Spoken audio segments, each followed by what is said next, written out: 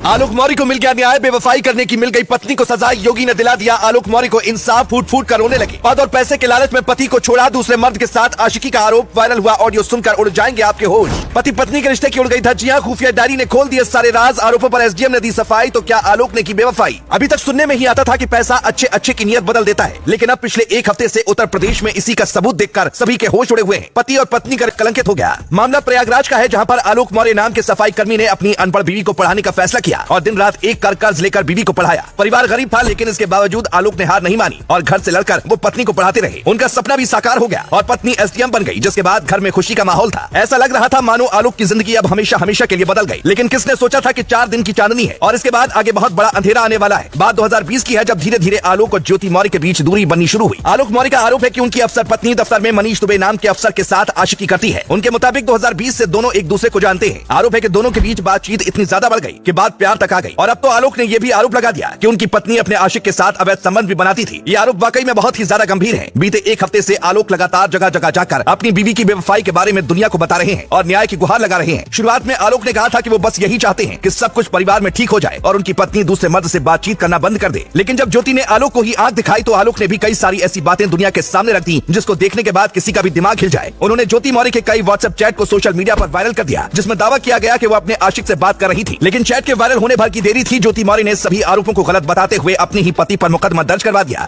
जिसके बाद आलोक ने आरोप लगाया कि उनकी पत्नी अपने आशिक के साथ मिलकर उनकी हत्या करने की साजिश रच रही है। इसी बाबत उन्होंने योगी आदित्यनाथ को एक पत्र लिखकर ज्योति मौर्य पर कई सनसनीखेज आरोप लगा दिए। उन्होंने पत्र में दावा किया कि ज्योति ने अधिकारी के पद का गलत इस्तेमाल किया और उन्होंने खूब रिश्वत खाई। वहीं अब इस मामले में नया मोड़ सामने आता दिखाई दे रहा है। ज्योति ने भी ये आरोप लगा दिया कि उनका पति उन्हें ब्लैकमेल कर रहा है और पैसे के लिए सारा खेल खेल रहा है। लेकिन अब जब ये मामला योगी आदित्यनाथ के पास पहुंच गया है, तो ये उम्मीद की जा रही है कि शायद दूध का दूध और पानी का पानी हो जाएगा और जो दोषी है उसे किसी भी कीमत पर बख्शा नहीं जाएगा।